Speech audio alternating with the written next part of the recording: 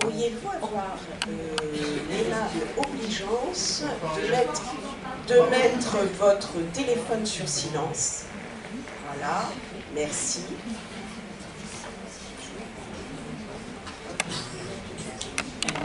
Alors,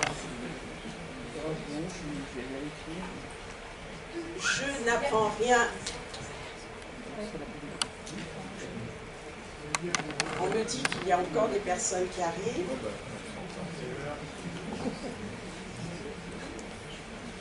Je n'apprendrai rien à personne. Notre société est fondée sur la compétition, sur la performance, sur la consommation effrénée. De telles caractéristiques déterminent évidemment les individus à se concentrer sur eux-mêmes, à se préoccuper essentiellement d'eux-mêmes. Dès lors, pas étonnant de voir nos contemporains accros à leurs écrans et aux réseaux sociaux. Plus grave encore, ce type de société, contrairement à ce qu'elle prétend, ne favorise pas aux postes les plus élevés, les plus intelligents, ni les plus compétents. Je ne cite aucun nom. Mais les plus individualistes, les plus égocentriques, voire de véritables pervers narcissiques, bon, nous espérons qu'il n'y en a pas dans la salle, qui ne se soucient absolument pas du bien commun. Ne soyons donc pas étonnés de l'élection d'un Donald Trump, pour lequel ont voté même ceux qu'il compte écraser. Comment pourrions-nous changer les choses? Eh bien voilà. Marie-France Irigoyen est psychiatre, psychanalyste et victimologue. Diplômée en 1994 de The American University of Washington, D.C., j'ai fait un effort, et diplômée, malgré Trump, et diplômée en 1995 de l'Université de René Descartes, Paris 5, et chargée de cours de victimologie dans la même université. C'est un chercheur connu internationalement. Elle est notamment à l'origine de la loi française, pour laquelle nous la remercions, sur le harcèlement moral au travail. Au Parlement européen, prochainement, elle fera la conférence inaugurale sur les harcèlements, demandée par l'association France Victimes. Merci infiniment d'être là, nous sommes très honorés de vous recevoir. Sachez que son ouvrage, à la base de la conférence de ce soir, Les Narcisses, ils ont pris le pouvoir, vous pouvez le trouver à la librairie Masséna à Nice. Merci de votre présence.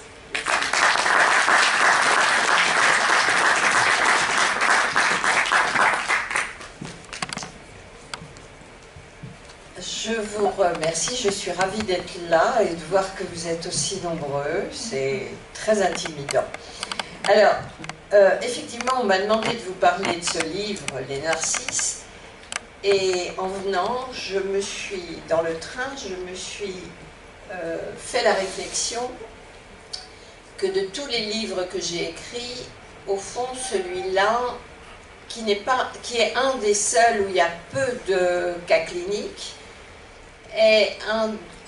au fond, il est central dans ce que j'ai écrit. Parce que si on reprend ma bibliographie, on pourrait dire que j'ai suivi un même fil que je continue à creuser. Et d'ailleurs, je continue dans le dernier livre qui est paru depuis Les Narcisses, qui s'appelle Séparation avec enfants, pour protéger les enfants lors des séparations conflictuelles des parents. Si je reprends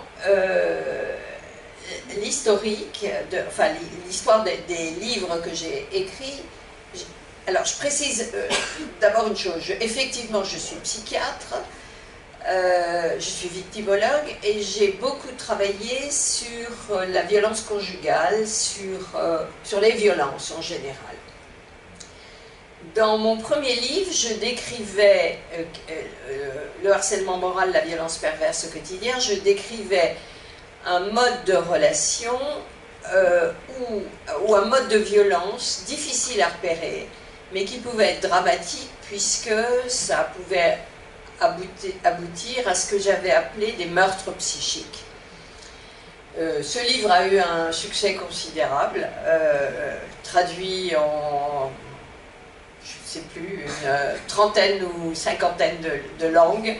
Je précise parce que j'en suis fière, j'ai été traduit en chinois, puis il a été censuré, puis ils l'ont ressorti, un peu expurgé, mais je ne sais pas jusqu'où, et finalement il est peu diffusé en Chine parce qu'il dérange. Donc ça j'en suis plutôt fière. À la suite de ce premier livre, il y a eu un tel succès que, au fond, il y a eu des réactions, des courriers, à l'époque c'était pas sur les réseaux sociaux, mais il y a eu énormément de réactions, ce qui fait qu'il y a eu un député communiste, Georges Hage, qui a pris les choses en main et qui a dit on va faire une proposition de loi, et j'ai donc travaillé à l'élaboration de la loi sur le harcèlement moral au travail. Mais je précise une chose, si le succès a d'abord été sur le harcèlement moral au travail, parce que je crois que si ça aboutit à une loi, c'est parce que c'était plus facile. Alors moi je vais le dire autrement, je vais dire d'abord parce que le harcèlement moral au travail, ça concerne tout le monde, les hommes et les femmes, et tous les niveaux hiérarchiques. Si ça n'avait concerné que des femmes occupant des postes subalternes, il n'y aurait pas eu ce succès. Mais ça concernait tout le monde. Donc il y a eu ce mouvement très important.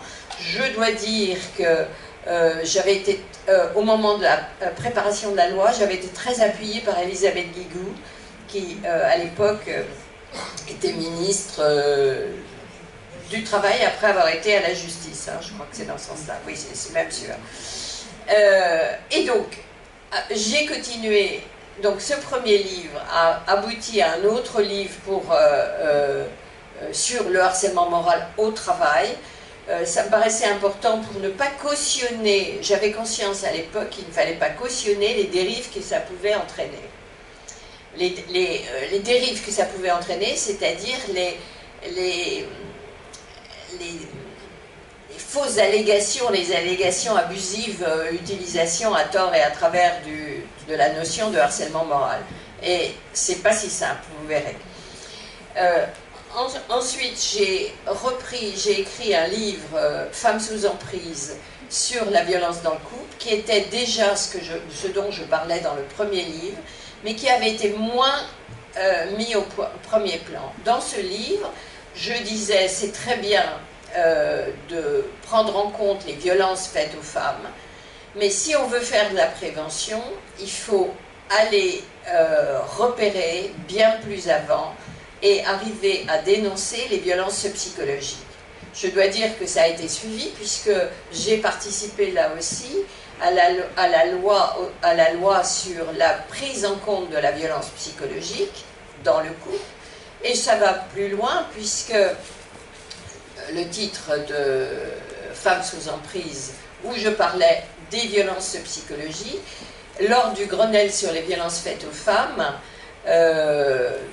donc en 2019, dans le Grenelle sur la violence faite aux femmes, on a réussi à faire prendre en compte la notion d'emprise psychologique, et aussi quelque chose d'important, d'obtenir ce qu'on appelle, prendre en compte ce qu'on appelle le suicide forcé, c'est-à-dire quand on est tellement démoli psychologiquement, eh bien, et que quelqu'un vous pousse au suicide, eh bien maintenant c'est sanctionné, c'est du harcèlement moral, c'est sanctionné comme le harcèlement moral, mais avec des circonstances aggravantes, puisque c'est pousser quelqu'un au suicide. Alors, pourquoi je vous raconte tout ça? C'est que, en tant que psychiatre, je reçois des patients depuis, je ne vais pas vous dire, mais très très très longtemps, ça vous dirait mon âge, depuis très très longtemps, et j'ai vu évoluer la société. Et le point commun de tous les sujets sur lesquels j'ai travaillé, c'est le changement de la société de plus en plus centré sur le narcissisme. Au fond, quand j'ai commencé à travailler en tant que psychiatre, je précise, je suis psychiatre effectivement, psychanalyste, victimologue, mais je suis formée aussi à la systémie. Et quand j'ai commencé à travailler en tant que psychiatre, on recevait avant tout des névrosés, c'est-à-dire des gens qui étaient culpabilisés, des gens qui avaient des interdits, parce qu'on élevait les enfants comme ça. C'est-à-dire, moi j'ai le souvenir, on ne parle pas à table, tu te tiens droit, tu tiens bien ta fourchette, etc. Et un père, le père chef de famille, et les mères qui étaient, qui faisaient avec. Alors certains abusaient, d'autres n'abusaient pas, mais c'était le modèle de l'époque, et les enfants devaient bien se tenir. Le monde a changé et maintenant on est dans une société, très clairement une société narcissique. Alors, une société narcissique, au fond, c'est quoi? Au fond,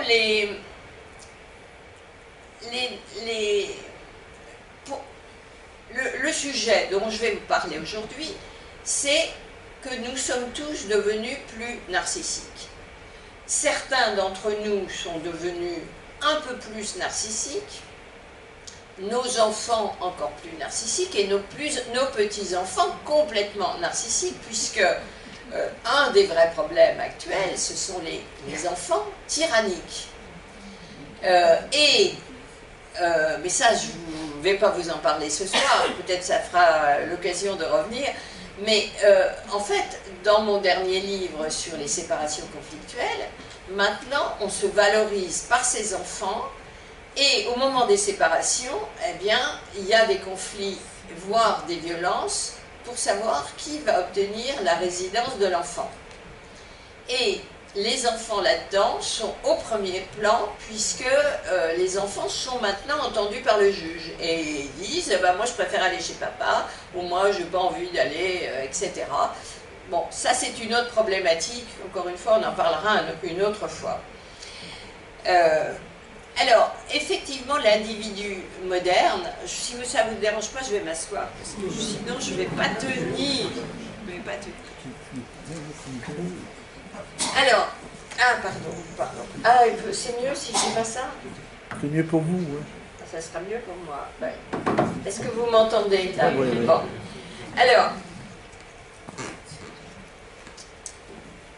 Alors, l'individu moderne est avant tout centré sur lui-même et les problématiques sont... Alors, d'abord, on va moins voir un psy pour faire un vrai travail sur soi et se remettre en question, mais beaucoup plus, on nous demande à nous, les psys, de les réparer la machine. Alors, en vous disant ça, je pense à un cas actuel. Je suis ici, donc aujourd'hui, je ne reçois pas des patients. Hier, je reçois un message d'un de mes patients, quelqu'un qui était venu me voir, parce qu'il y avait eu un cas de harcèlement grave parmi les dirigeants de... C'est un jeune homme, enfin jeune, doit avoir moins de 30 ans en tous les cas. il avait vécu du harcèlement entre associés de l'entreprise où il travaillait. Donc il est venu me voir et il était très dépressif à ce moment-là. Je lui avais donné un traitement. Il a réussi à échapper à la situation qui était une situation douloureuse pour lui. Alors, je lui avais pris, comme il était dépressif, je lui avais donné un traitement antidépresseur et il va mieux et il ne vient me voir que pour le renouvellement de ses ordonnances. Et hier soir, il m'envoie un message en me disant est-ce que vous pouvez m'envoyer par mail une ordonnance parce que c'était hier, donc j'ai consulté hier, oui, et j'avais une place.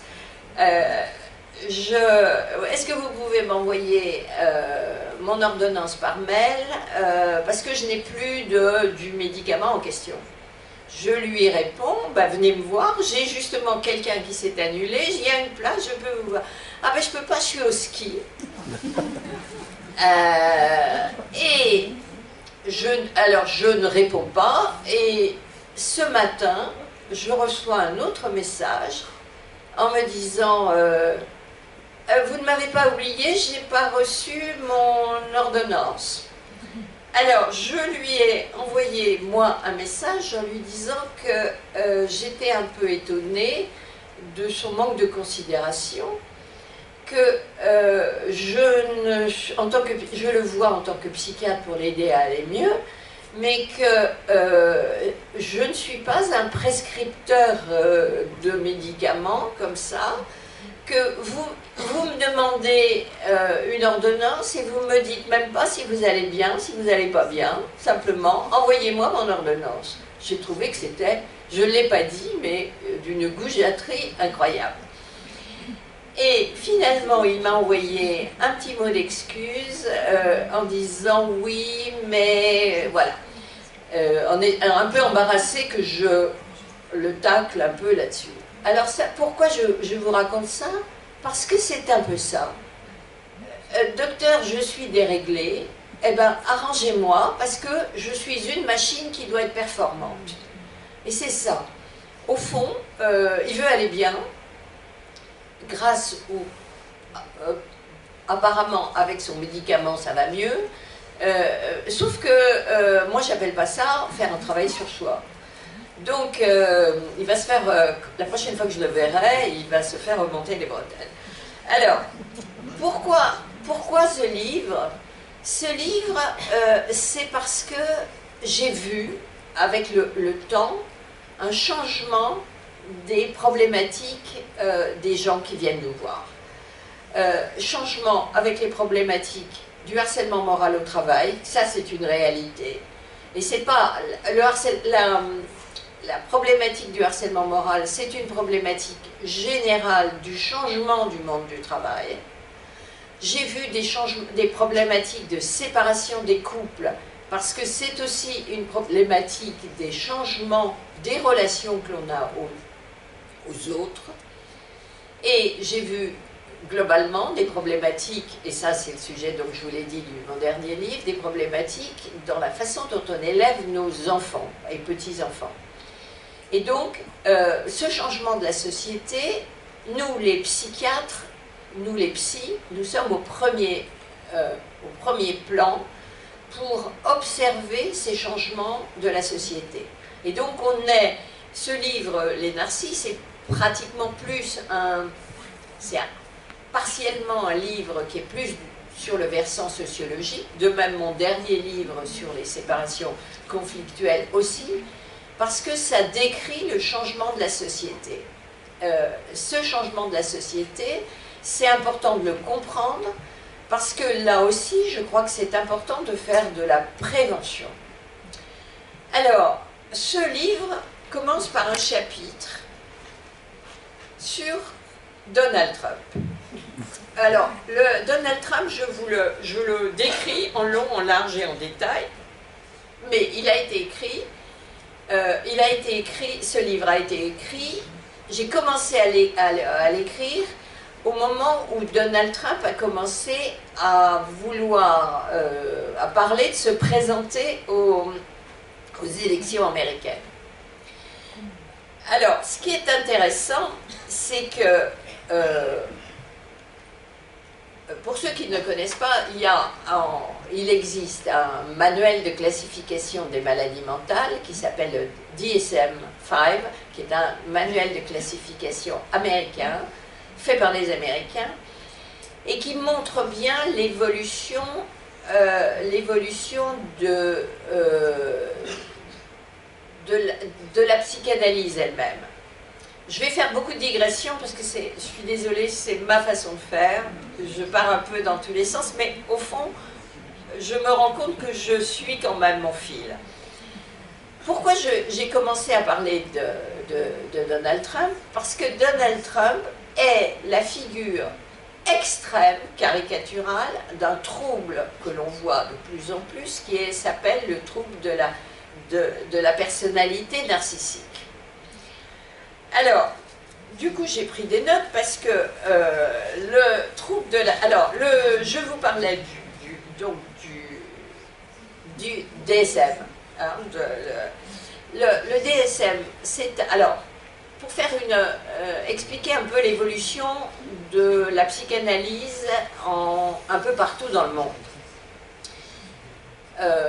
Si on remonte à Freud s'intéressait au narcissisme au départ.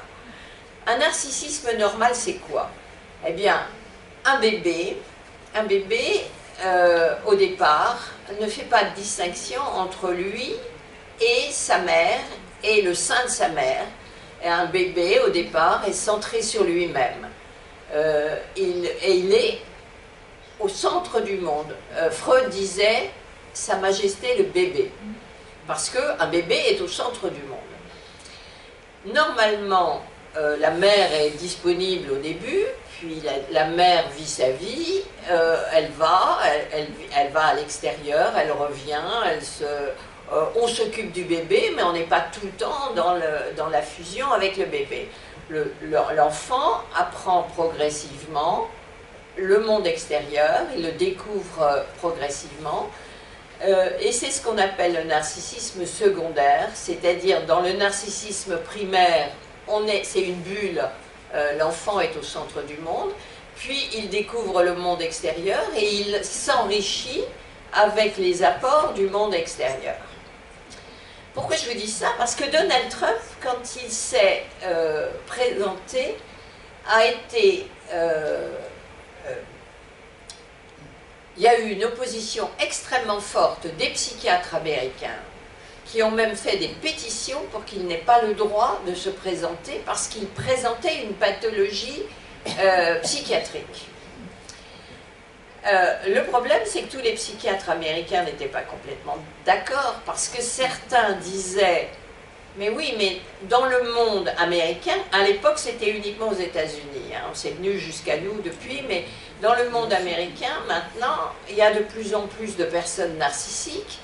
Et donc, est-ce que Donald Trump est malade mental ou bien présente une pathologie en tous les cas, ou bien est-ce que, au fond, il est comme le reste du monde, un peu plus narcissique que les autres? C'était un vrai débat. C'était un vrai débat qui a amené... alors, je vous cherche ce que j'avais écrit là-dessus, si je le retrouve. Il y avait eu... Mais je ne sais plus où je l'ai mis. C'est pas grave.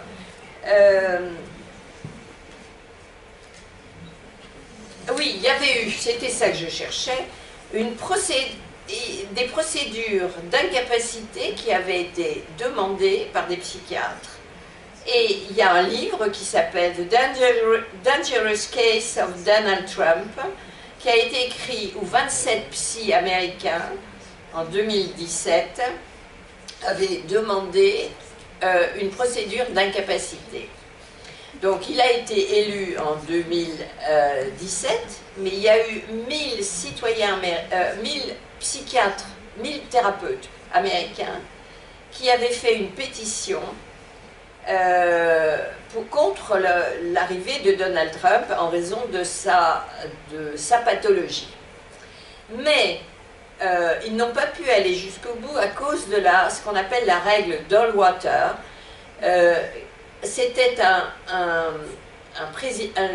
quelqu'un qui s'était présenté, Goldwater, qui s'était présenté aux élections américaines en 1964. Et des psychiatres à l'époque s'étaient opposés à ce qu'il se présente en raison de sa pathologie. Il n'a pas été élu, mais enfin, mais il s'était opposé en raison de sa pathologie, et ça a été considéré comme de la diffamation, parce qu'on n'a pas le droit de faire un diagnostic sur quelqu'un qu'on n'a pas vu personnellement, ce qui est vrai. Alors, juste pour le fun, je vais vous dire, pour faire le diagnostic de trouble de la personnalité narcissique, il y a 9 critères. Premier critère, sens grandiose de son importance. Alors je cherche, voilà. Sens grandiose de son importance. Donald Trump, vous êtes d'accord, surestime ses réalisations et ses capacités. Par exemple, il l'avait dit à l'époque, quand il s'était présenté, ça me prendrait 1h30 pour savoir tout sur la guerre nucléaire et sur les missiles. Il avait confirmé en disant mes 2 grandes qualités sont, mais ça on peut le retrouver hein, parce qu'il le redit régulièrement, mes 2 grandes qualités sont la stabilité mentale et je suis très intelligent. Deuxième critère de trouble de la personnalité narcissique, c'est des fantaisies de succès et de pouvoir illimité. Si vous remarquez le langage de Donald Trump, il est dans l'emphase, dans le superlatif. J'ai pris les meilleurs. Il est très intelligent. Il parle de Elon Musk, par exemple. Tout ce qu'il a fait est le plus grand possible. Par exemple, ça on le sait, la Trump Tower a été faite de telle façon pour donner l'impression qu'il y a un étage de plus. Il a fait en sorte qu'il y a un étage de plus, alors qu'il n'y a pas un étage de plus parce que la tour elle est limitée. Tout est fait comme ça pour qu'il soit le plus grand possible. Donc le troisième critère pense être spécial et unique. Il recrute des millionnaires, il fait l'éloge des autocrates. Par exemple, il y avait eu lors de son premier mandat, il y avait eu une bataille d'ego avec Kim Jong-un en disant mon arme nucléaire est plus grosse que celle de Rocketman. Quatrième critère, besoin excessif d'être admiré. Et pour être facilement repérable, il s'est arrangé pendant longtemps pour avoir les cheveux orange quand même. Et il a collé son nom à tous ses produits, y compris du whisky alors qu'il ne boit pas, des gadgets, etc. Et puis, en télé-réalité, vous connaissez son émission où il faisait des annonces pour recruter et virer. You are fired.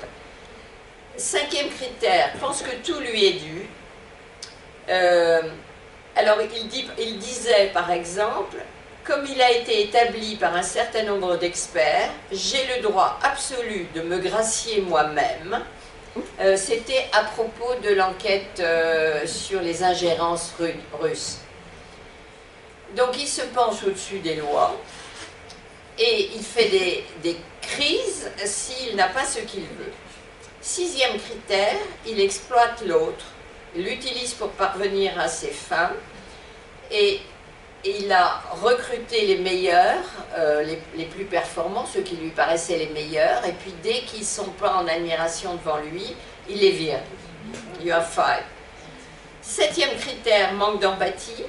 Alors, machisme, sexisme, racisme, opportunisme. Au fond, tout ce qui l'intéresse, c'est de se valoriser. Huitième critère, envie les autres, croit que les autres l'envient. Donc il ne suffit pas d'avoir une vision grandiose de soi pour les vrais narcissiques, il faut que les autres reconnaissent ses qualités. Et lui, il dit encore, le monde entier nous envie. Parce que un vrai narcissique se compare en permanence aux autres. 9e critère, avoir un comportement arrogant, mépris des autres, au fond. Alors, tout ça, si je vous dis ça, c'est qu'on est là dans des critères, selon le DSM-5, selon la classification internationale des maladies mentales, Donald Trump est dans la pathologie.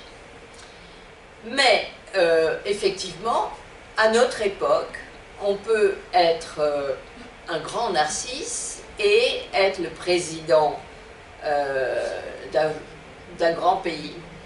Mais si on va un peu plus loin, je fais là un raccourci par rapport à ce que je pensais vous dire après, mais si on va un peu plus loin, si on regarde les dirigeants de notre monde, entre la Chine, entre la Russie, entre d'autres dirigeants, enfin qu'on a eu, etc., on est de plus en plus vers des fonctionnements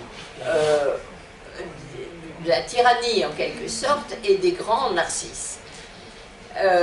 Alors je parlerai plus tard de Poutine parce que pour moi c'est pas la même pathologie.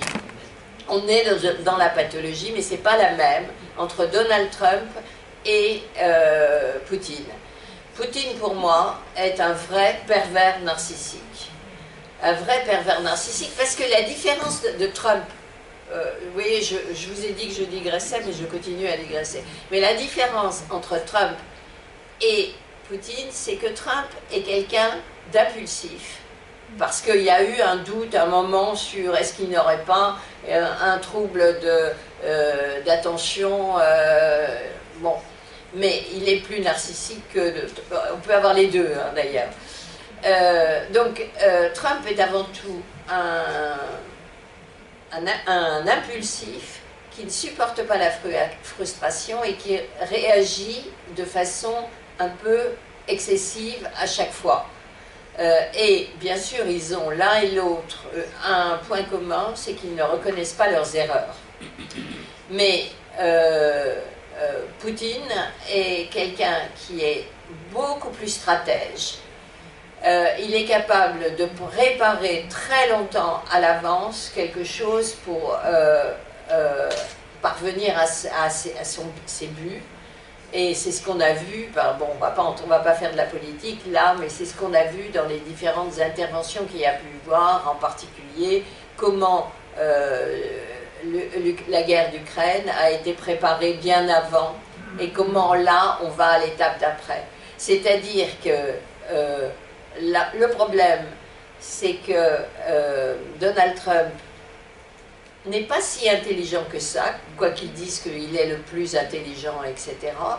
Mais il n'est pas, en tous les cas, il n'est pas aussi stratège que d'autres dirigeants, que les Chinois ou que les Russes. Alors, comment ça fonctionne? Pourquoi il y a une flambée du narcissisme comme ça?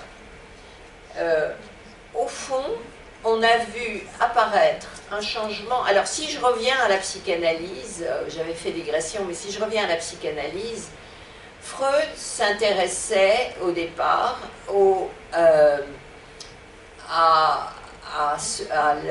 comment un individu se construisait et comment on pouvait accompagner quelqu'un pour une introspection et essayer au fond de se lever de ses névroses, puisqu'à l'époque on était dans des registres névrotiques avec beaucoup de frustration. Entre les deux guerres, beaucoup de psychanalystes qui étaient venus étudier avec Freud sont allés aux États-Unis et ont un petit peu changé le modèle de la psychanalyse freudienne vers quelque chose de plus, au fond, une prise en compte d'un narcissisme qui soit plus adapté à la société. on est passé à quelque chose qui consisterait à le bon narcissisme, selon les nouveaux psychiatres, psychanalystes américains, aurait été de s'adapter au monde moderne. Or, le monde a changé. Et le monde continue à changer. On le voit bien, la difficulté qu'ont certaines personnes à partir d'un certain âge de suivre, on le voit quand on parle des enfants par exemple, les jeunes apprennent la vie, n'apprennent plus la vie avec leur père ou leur mère, essentiellement avec leur père comme c'était autrefois puisqu'il y avait les chefs de famille, mais ils apprennent la vie sur les réseaux sociaux, à travers les copains, et donc ce qu'on fait passer comme message, c'est plus du tout les mêmes.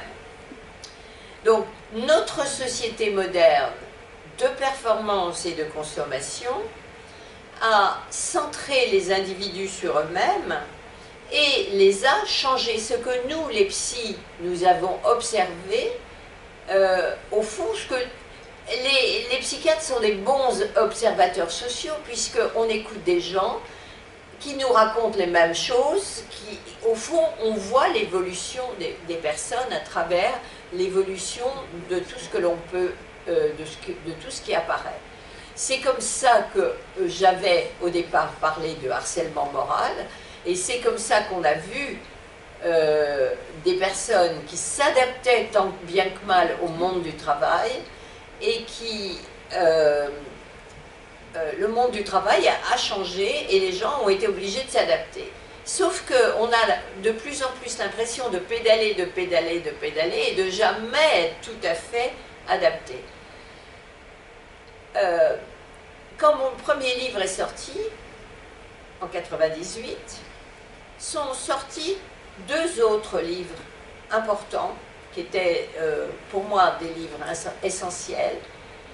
L'un, le livre de Alain Ehrenberg, La fatigue d'être soi, qui commençait, si vous avez l'occasion, c'est un excellent livre qui raconte bien l'évolution de la psychiatrie. Ehrenberg est un sociologue. Et je précise que je l'avais fait venir, j'ai organisé à Bordeaux il y a 7 ans, je crois, quelque chose comme ça. J'avais organisé un grand colloque sur le harcèlement moral, où on avait fait les différents spécialistes du harcèlement moral au travail du monde des 5 continents. Et j'avais fait venir Alain Ehrenberg, et j'avais fait venir aussi des sociologues, en particulier une sociologue, une anthropologue mexicaine, pour montrer effectivement ce changement de la société.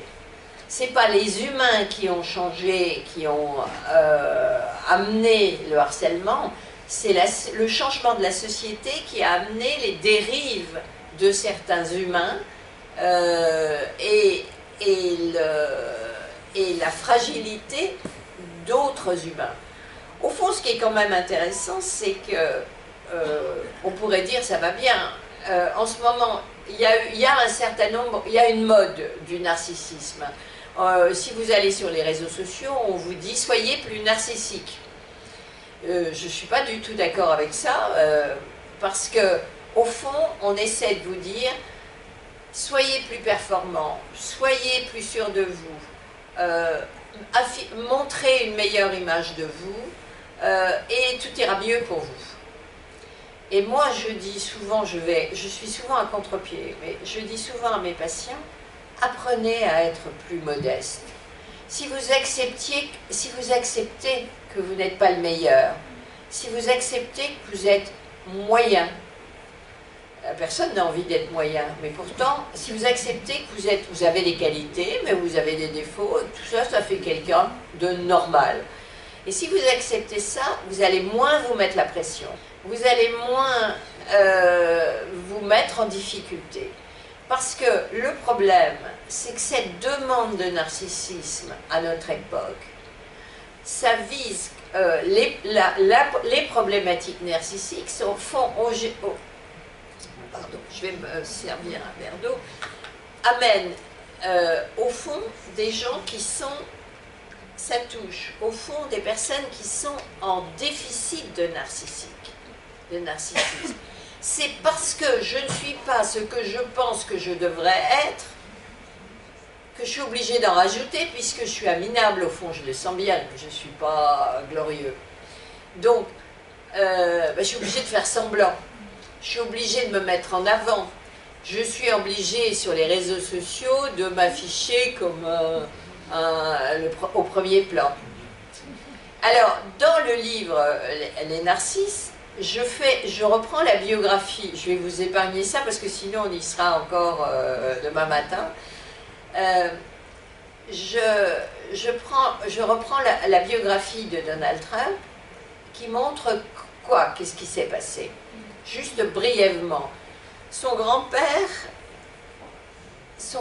a fait fortune en vendant de l'alcool et des prostituées pour les chercheurs d'or. Donc ensuite, ils ont investi dans l'immobilier.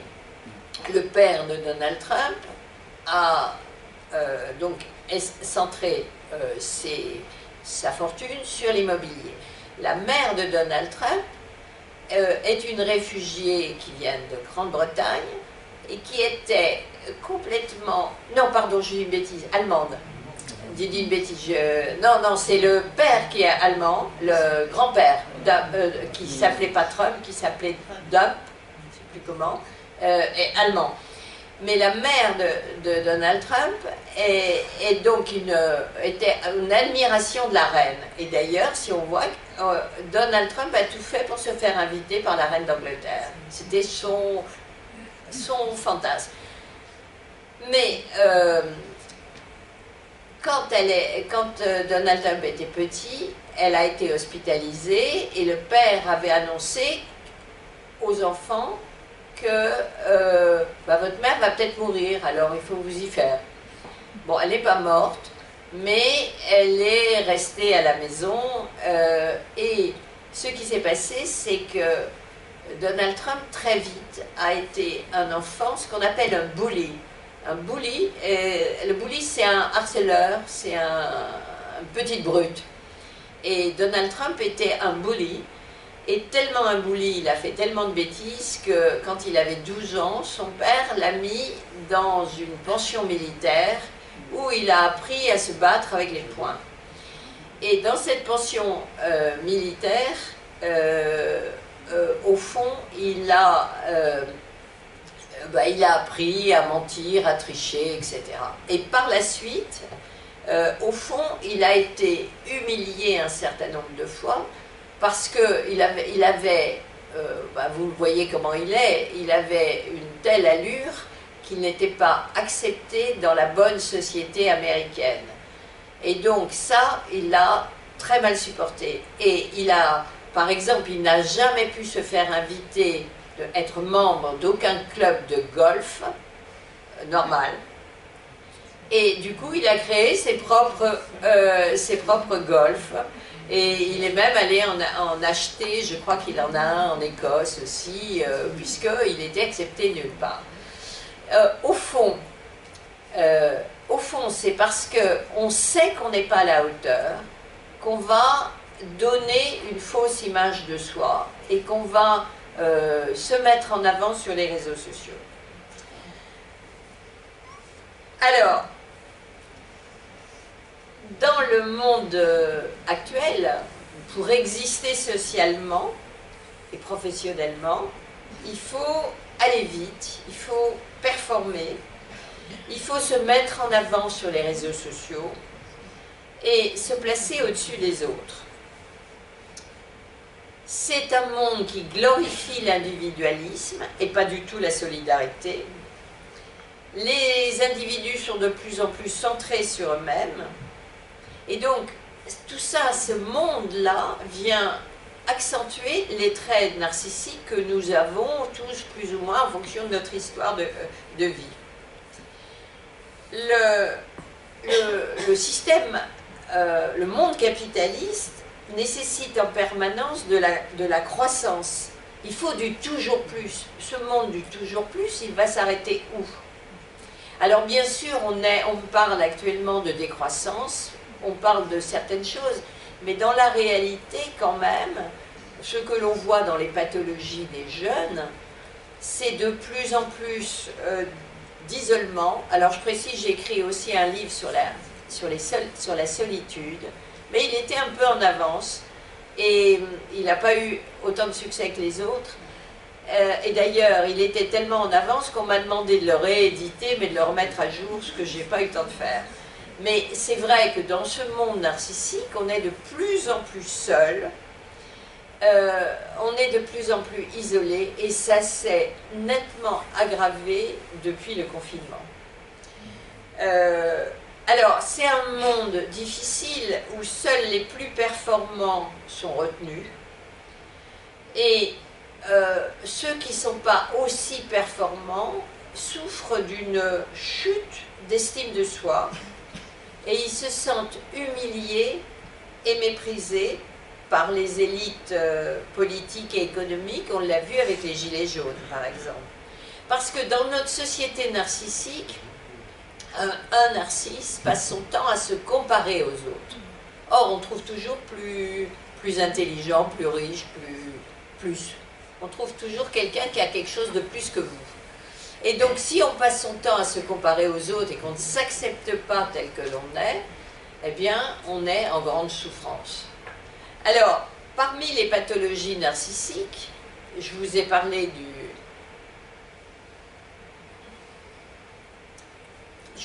du trouble de la perversion, du trouble de la personnalité narcissique, le narcissisme grandiose. Ça, c'est Donald Trump.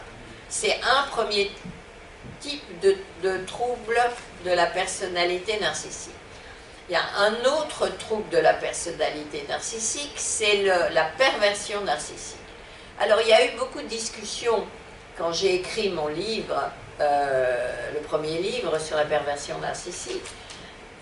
Il y a eu, non, sur le harcèlement moral, mais dans le livre sur le harcèlement moral, je parlais de la perversion narcissique. Il y a eu beaucoup de discussions pour dire, mais c'est pas un critère psychanalytique reconnu, c'est pas, la perversion narcissique n'est pas dans le DSM-5 non plus. Mais ça y est, indirectement, on parle de malignant narcissism, narcissisme malfaisant, on pourrait le traduire. Donc, vous voyez qu'on est quand même dans la perversion narcissique.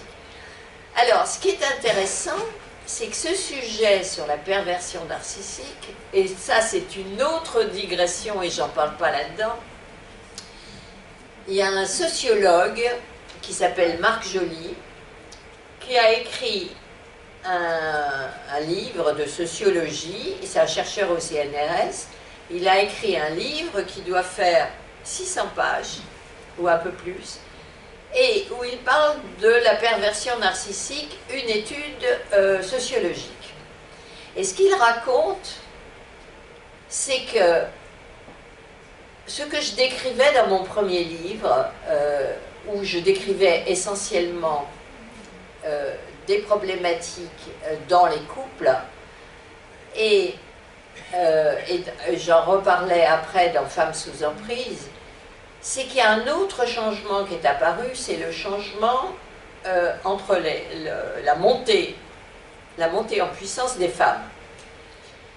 Au fond, les hommes ont perdu du pouvoir.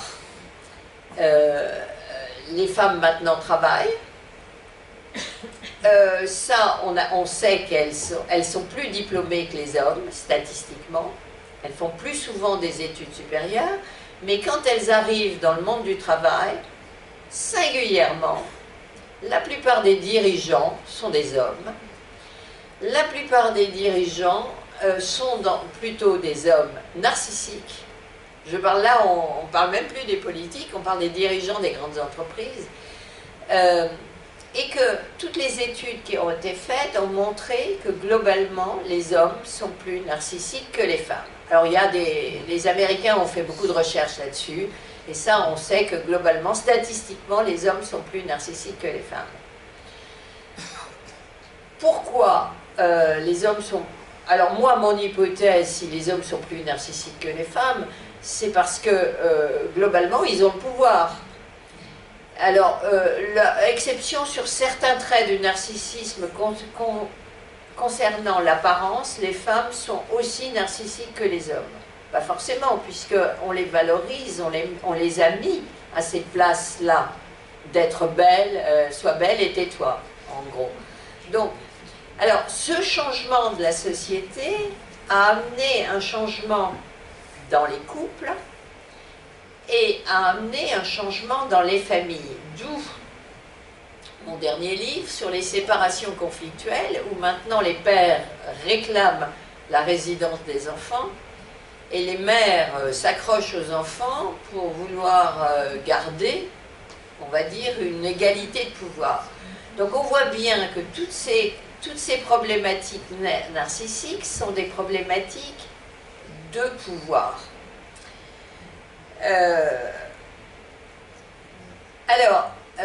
Changement de la société, maintenant on doit s'afficher sur les réseaux sociaux, en se donner à voir. Se donner à voir, c'est plus vous avez de likes sur les réseaux sociaux et plus vous êtes important. D'ailleurs, il y a des personnes qui se présentent comme ça. J'ai tant de likes de personnes qui me suivent sur les réseaux sociaux. Et ça fait leur identité. Nous, les psys, ce que l'on voit, c'est réellement de plus en plus de solitude. Quand je dis de plus en plus de solitude, c'est comment on fait pour rencontrer un partenaire actuellement. Très bien, on va sur les sites de rencontres ou sur les réseaux sociaux pour rencontrer des partenaires. Et là, eh bien, vous faites défiler des profils et vous choisissez le profil qui correspond à ce que vous pensez qui serait bien pour vous, c'est-à-dire, je suis assez grande, je mesure telle taille, il faut donc que l'homme soit un peu plus grand que moi, en tous les cas pas plus petit, et donc je vais comme premier critère demander la taille de la personne.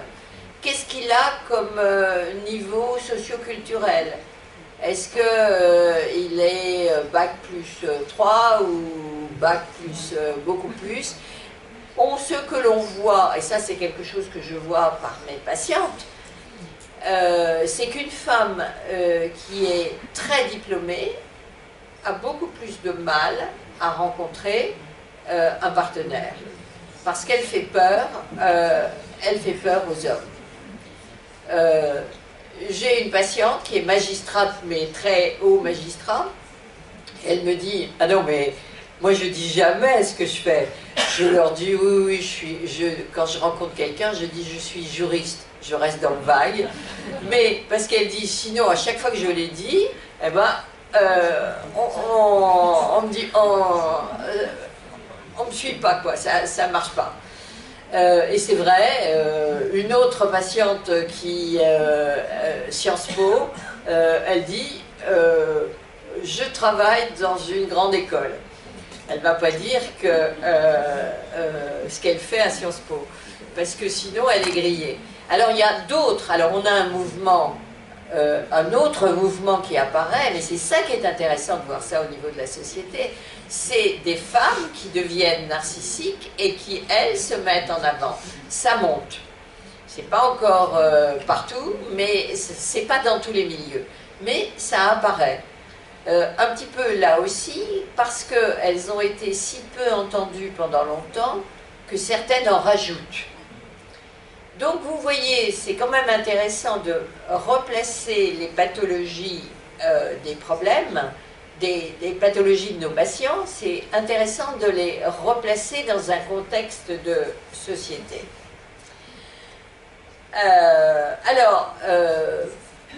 Comment ça s'entretient où sont les racines du narcissisme? Dans les troubles de la personnalité, il n'y a jamais une cause unique dans un trouble de la personnalité. il y a les conjonctions de facteurs biologiques, psychologiques et environnementaux. La culture d'une société influe sur le psychisme et les traits de personnalité des individus qui la composent influent sur la société. C'est quelque chose qui boucle. Parce qu'il y a de plus en plus de narcissiques, nous devenons... ils changent, parce qu'ils sont narcissiques, ils changent la société. Par exemple, je reviens à Donald Trump, mais il n'y a pas que ça, tous ces différents dirigeants de la nouvelle économie qui sont tout puissants et qui sont très narcissiques, eh bien, eux, ils changent le monde. Parce que si vous voulez être recruté dans certaines entreprises, il faut être comme ça. Et donc, vous devenez comme ça. Mais à force d'être comme ça et d'être centré sur soi-même, les enfants vont devenir comme ça aussi. Alors, il y a comme explication psychologique, il y a on va dire, des défaillances dans la mise en place d'un narcissisme sain et la construction de l'estime de soi qui se font dans les premières années de la vie. Et ça, s'il y a défaillance à ce niveau-là, ça peut amener des pathologies narcissiques. Et en particulier, la perversion narcissique, c'est quelque chose qui se met en place très tôt, soit par de la maltraitance infantile, soit par des enfants qui ont été mis en toute puissance, l'enfant roi. Les enfants rois, c'est au fond un enfant qui est surinvesti, mais un enfant roi, c'est un enfant qui vient gratifier ses parents parce qu'il est. Et ça, c'est quelque chose que l'on voit actuellement. C'est-à-dire, notre enfant, mon enfant est le... Alors, je dis mon enfant parce que chaque parent, ça je l'entends tout le temps, quand le père de mes enfants dit quand mon mari est furieux contre les enfants, il dit tes enfants. Et quand il est fier de ce que font les enfants, il dit mes enfants. Donc on le fait tous un peu, hein, ce qui montre que nous avons quand même, on se valorise aussi tous un peu avec nos enfants. Mais ce que l'on voit, c'est que, alors il y a la mode des enfants qui sont surdoués, des enfants qui, quand ils ne sont pas surdoués, ils sont 10 quelque chose, ils sont tellement 10, mais ouais, mais mon enfant, il est 10, ça c'est une vraie, alors c'est une vraie problématique, mais c'est un autre sujet sur lequel on pourrait débattre. Il y a de plus en plus d'enfants qui ont ce qu'on appelle des enfants 10, c'est-à-dire soit un trouble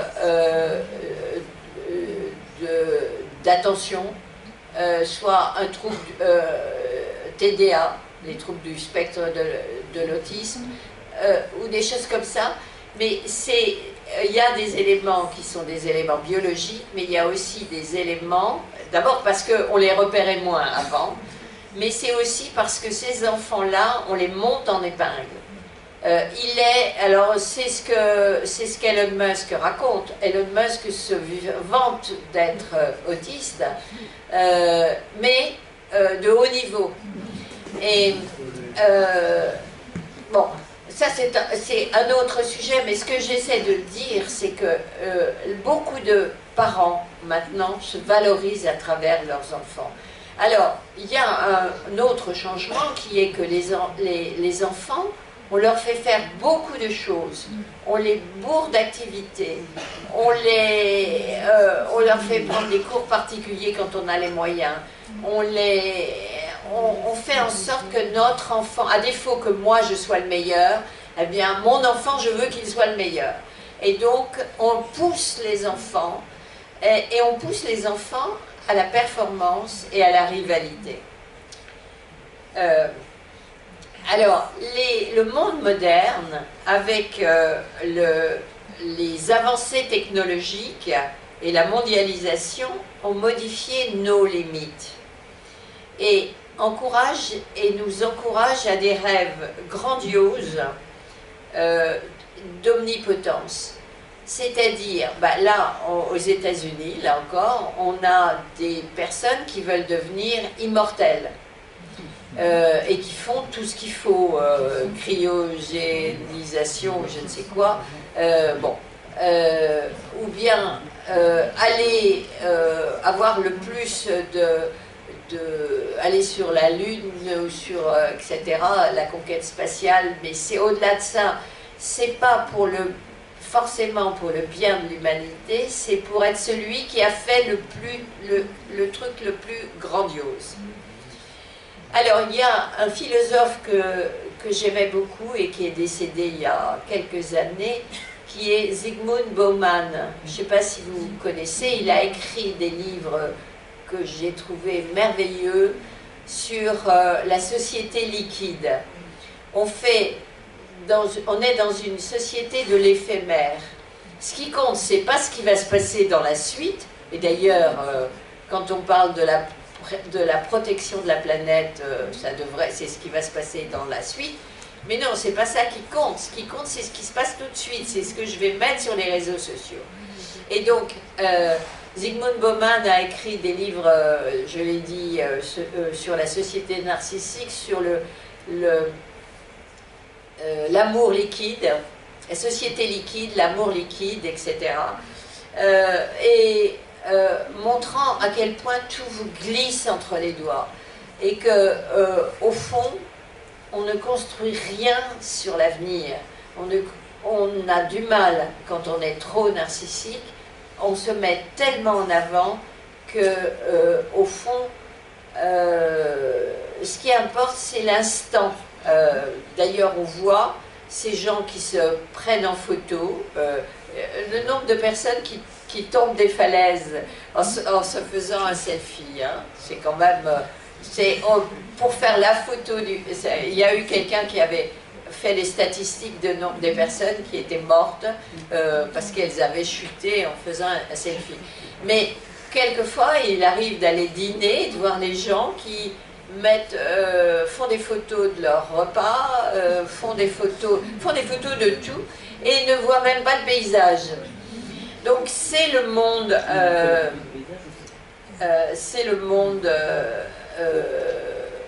c'est le monde moderne. Alors, qu'est-ce que ça apporte ou quel est l'inconvénient d'être narcissique?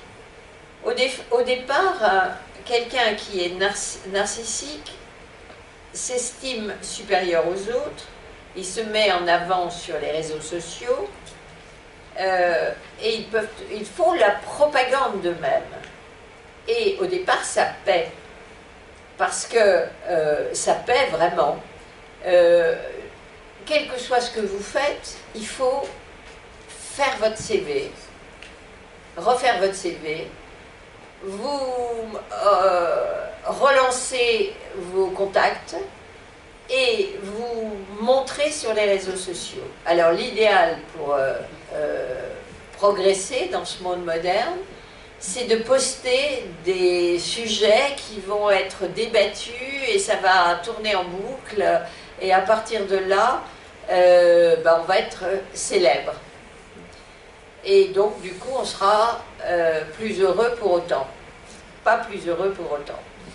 Parce que le problème, c'est, je l'ai dit, l'extrême solitude des personnes qui sont en permanence dans la crainte de ne pas être à la hauteur de l'image qu'ils donnent d'eux-mêmes.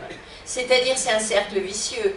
Vous êtes obligé de vous montrer plus que ce que vous êtes, et en même temps, vous savez... Alors, au stade du narcissisme grandiose, on ne sait plus. On est convaincu qu'on est le meilleur. Mais les autres stades de narcissisme savent bien au fond d'eux qu'ils ne sont pas à la hauteur de ce qu'ils sont en train de donner à voir. Alors, qu'est-ce qui se passe? Eh bien, ils trichent, ils mentent, Et on a vu certains politiques qui ont menti, là on le sait, c'est même très partagé, ouais, enfin ça se voit. On a vu des dirigeants d'entreprises qui ont mis en place des mensonges pour que leur entreprise soit la plus performante. Ça, je peux le citer parce que je le cite dans le livre et que c'est de notoriété. En Allemagne, ah bah, du coup, je le censure, les voitures allemandes. Non, pas Mercedes. Volkswagen, pardon. Le directeur général de Volkswagen a été reconnu comme ayant triché, etc. Bon, globalement, alors je ne vous citerai pas tous les politiques dont on pense qu'ils ont triché, menti, etc. Ce que l'on voit, mais dans tous les pays, des personnes qui ont triché sur leur CV. On a vu dans certains pays des personnes qui se sont attribuées des thèses qu'ils n'ont pas écrites eux-mêmes, se sont attribués des diplômes qu'ils n'avaient pas, et il y a eu quelques scandales, on voit régulièrement des scandales, et on peut se demander pourquoi quand on est un homme ou une femme politique reconnu, pourquoi on a besoin de se mettre un CV qui en rajoute. Après tout, autrefois, partir de rien et progresser, c'était plus glorieux que d'avoir un super diplôme et d'en faire rien. Donc, c'est quand même un monde qui est comme ça, mais si on veut l'analyser plus en détail, par exemple, le problème de la science. Quand on veut faire des recherches scientifiques, il faut publier. Pour publier, il faut être vu. Il faut déjà entrer dans le circuit d'une publication dans des revues sérieuses, scientifiques reconnues. Et une des façons pour y entrer, c'est tellement difficile, c'est d'écraser les autres. Alors, j'ai été frappée quand je travaillais beaucoup sur le harcèlement moral au travail, de voir comment des chercheurs étaient obligés le soir de partir avec leur ordinateur ou de tout planquer à clé parce qu'on allait leur piquer leurs idées. Mais j'ai lu dans un journal, là, que j'ai lu dans le train, que piquer les idées dans une entreprise, si vous avez des bonnes idées, il ne faut surtout pas trop le dire, parce que votre supérieur hiérarchique, qui lui a peur de vous, parce que vous êtes peut-être plus doué ou plus performant que lui, eh bien va vous piquer vos idées et va en réunion commencer à dire, à présenter l'idée comme étant la sienne. Ça c'est banal. Et donc les chercheurs maintenant font des fausses recherches et il y a actuellement tout un système qui a été mis en place par d'autres chercheurs pour retrouver les fraudes à des fausses publications. Et donc, vous voyez que c'est tout un cercle vicieux. Alors, comme il va falloir que j'imagine que je m'arrête bientôt, je vais pas rester sur une note trop négative. Ce que je constate, c'est que je vois des mouvements qui apparaissent. Par exemple, ces chercheurs qui dénoncent les fraudes et qui les publient maintenant, et on voit des chercheurs connus, hein, qui sont obligés de retirer leurs publications. Alors ils ne vont pas faire un mea culpa officiel, mais simplement ils retirent leurs publications parce qu'ils ont été grillés. On les a repérés comme ayant fait des trucs qui n'étaient pas normaux. C'était pas normal. Mais on voit aussi des jeunes qui font des études. Alors, ce mouvement de prise de conscience, je le vois pas dans tous les milieux de la société. Parce que quand on est, il faut être très clair, quand on est fragilisé, on est obligé de jouer le jeu de la société.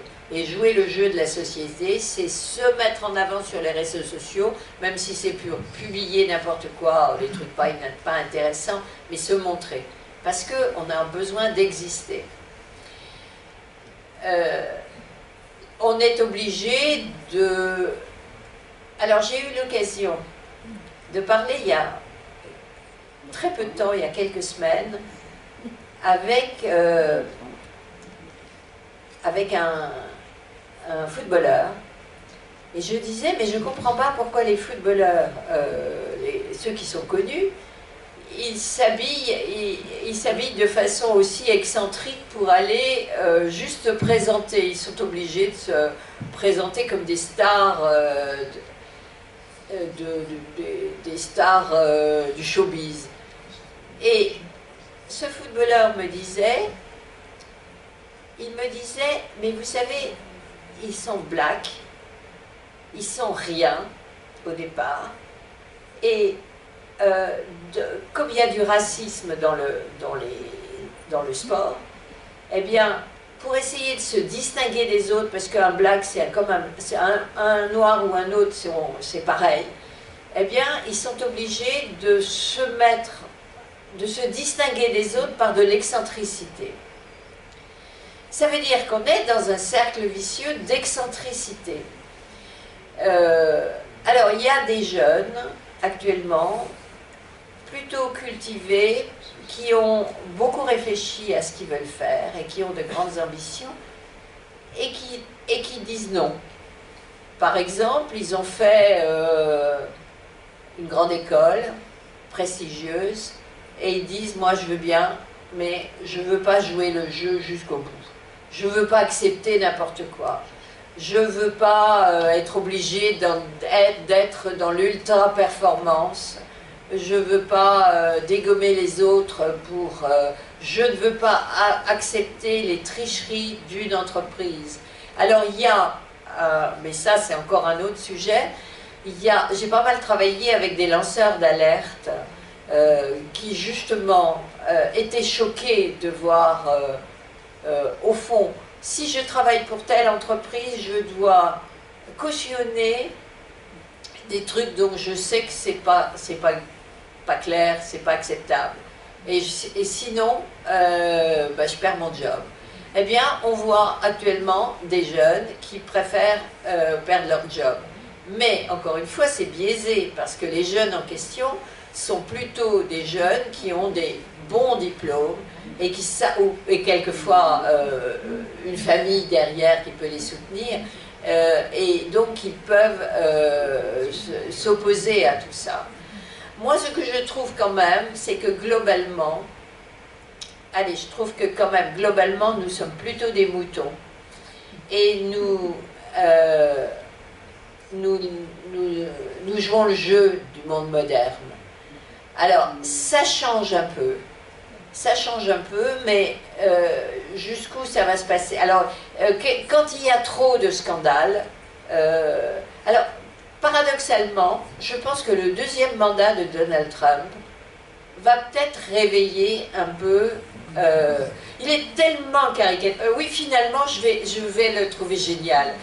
Parce qu'il est tellement caricatural qu'on n'a pas envie de se voir comme ça. On n'a pas envie d'avoir un monde qui fonctionne comme ça. Il est inquiétant, mais en même temps, peut-être qu'il va nous amener à nous réveiller un peu, et qu'on va peut-être se dire qu'on ne veut pas un monde, ce monde-là, on veut pas cautionner ça. Alors j'en sais rien. Mais en tous les cas, ces mouvements, c'est intéressant de voir, si vous voulez, moi je suis partie des pathologies psy au départ, pour essayer de voir au niveau de la société, et je pense qu'il y a beaucoup à apprendre. Il faut regarder les événements à différentes hauteurs. Et par exemple, quand on voit la déforestation, je prends un exemple, hein, en Amazonie, si on regarde ça de là-haut, ça fait peur. Mais mais si on est à son niveau, au ras du sol, on ne voit pas tout. Donc de temps en temps, il faut essayer de regarder la société d'une façon plus globale. Je vais peut-être m'arrêter là. Qu'est-ce que vous en pensez?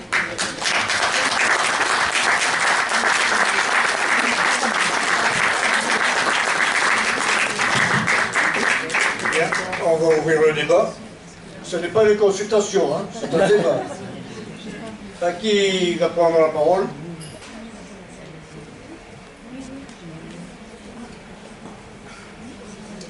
Bonjour, alors j'ai beaucoup apprécié votre intervention. Alors en préalable, je dois dire que moi j'ai été amené à travailler dans une entreprise qui avait amené le harcèlement moral à l'état de système, donc c'était une pratique managériale courante. Alors j'ai apprécié votre intervention, mais je dirais il y a des mais, quoi. Il y a quand même des réserves. Ce que vous avez dit donc à propos donc, des différents traits caractérisant donc, les personnalités narcissiques, j'ai l'impression qu'on les retrouve et qu'on les a retrouvés tout au long de l'histoire chez toutes les personnes placées en position de dirigeants ou de leadership dans quelques domaines que ce soit. Là, avec Donald Trump, c'est plus clownesque, le mode d'expression est différent, mais le fond est le même, quoi. Ce qui me frappe, c'est que... ce que je voulais dire, c'est que dans votre propos, il y a une sorte de... Bon, c'est pas dit explicitement, mais une sorte de message subliminal qui serait de dire le mal provient de la société moderne et, entre guillemets, c'était mieux avant ou c'est mieux ailleurs, quoi.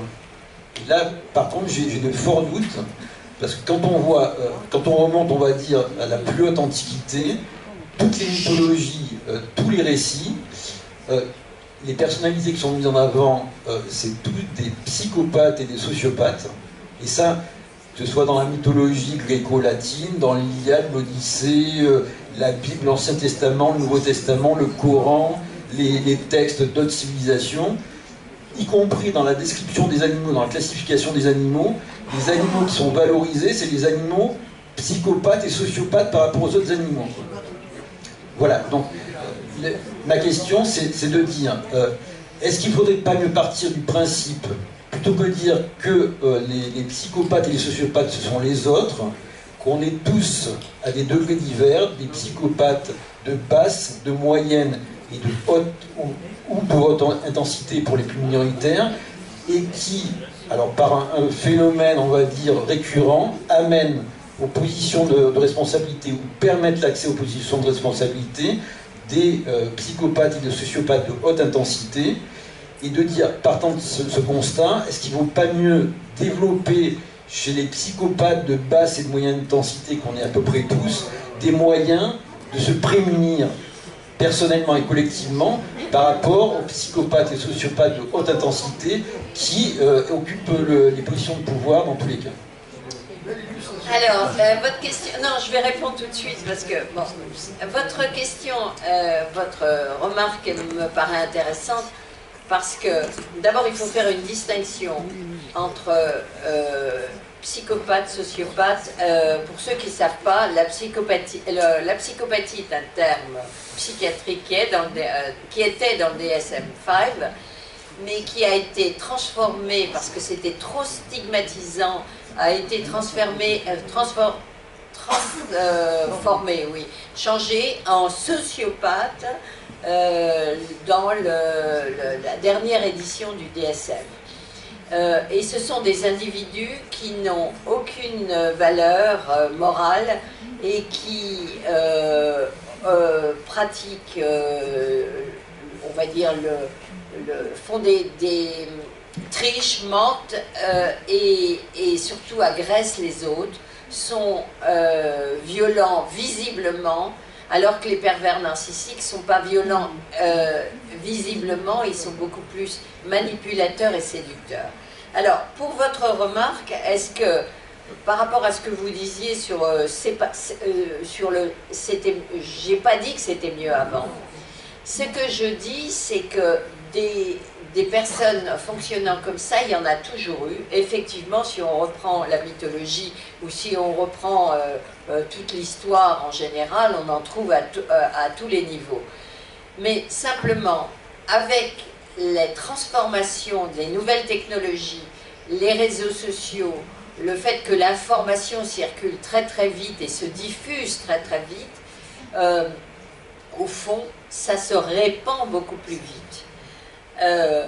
Est-ce que toutes les entreprises, tous les dirigeants d'entreprises sont des psychopathes ou pervers narcissiques? Je ne crois pas.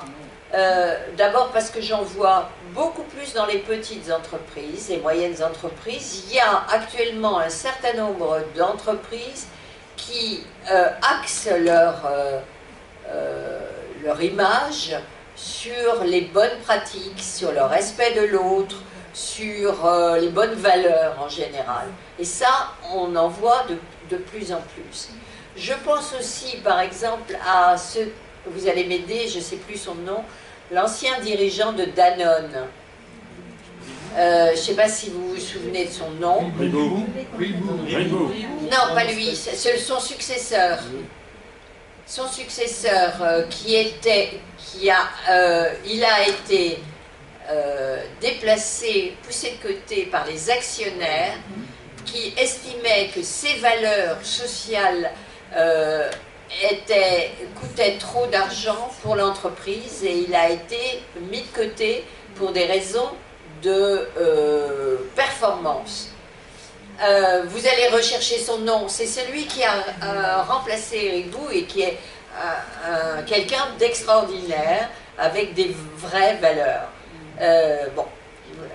Donc des gens comme ça, il y en a.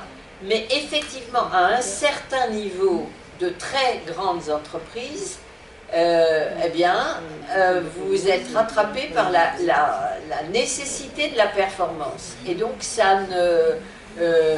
effectivement, c'est dommage. On va passer à une autre question. Essayez d'être concis dans vos questions pour pouvoir donner la parole à tout le monde. Merci beaucoup. Au médecin que vous êtes, quel serait le dénominateur? Je suis là.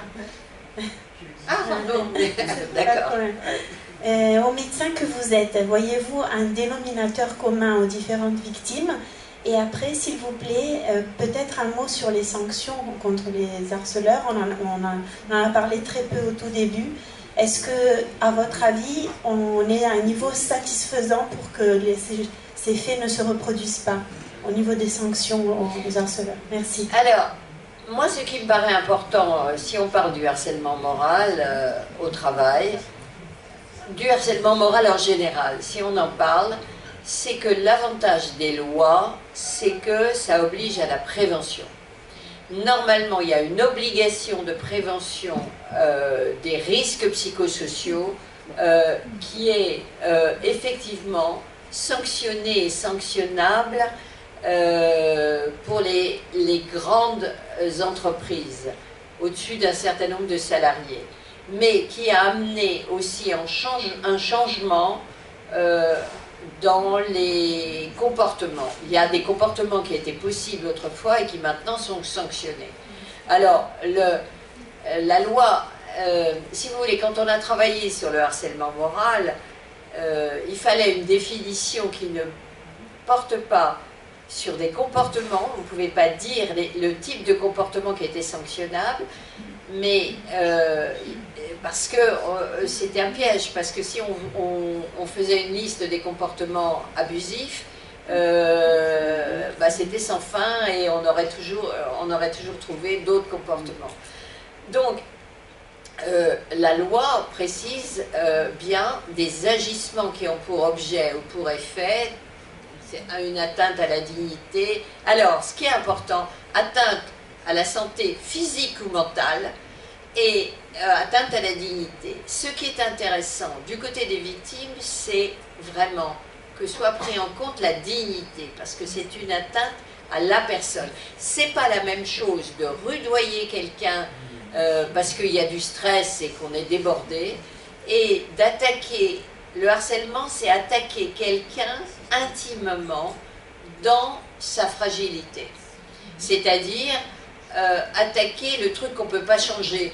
Si quelqu'un ne travaille pas comme il faut dans une entreprise, on peut lui dire « Écoute, là ça va pas, tu n'as pas bien fait tel truc, tu devrais travailler comme ci, comme ça, etc. » Mais le harcèlement, ça consiste à quelque chose qui est difficile à repérer, donc on met un temps à repérer que non mais qu'est-ce qu'il me veut là, qu'est-ce qui se passe, on met un temps à le repérer, et aussi c'est attaquer quelqu'un dans ce qu'elle est. Lui je l'aime pas, alors vous connaissez cette expression, celui-là je ne peux pas le sentir. Eh ben, c'est quelque chose comme ça, c'est telle personne a une tête qui me revient pas, ben celui-là je vais me le faire. Et sauf que comme c'est pas une critique sur le travail, eh bien c'est difficile de se défendre.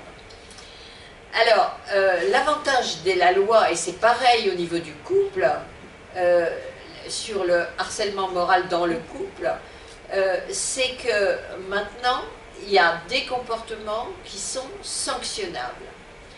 Donc ça change beaucoup de choses. Alors, il faut faire attention à ne stigmatiser personne.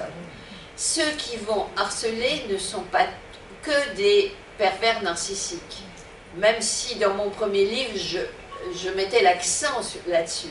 Mais ce n'est pas que des pervers narcissiques, parce qu'il y a des entreprises où le monde du travail est tellement dur, où l'atmosphère, il y a de plus en plus de pression, il y a de plus en plus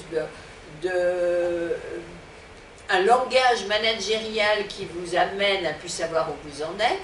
Du coup, vous êtes stressé ou burn-outé, puisque c'est un autre mot, le burn-out, qui est un autre mot à la mode.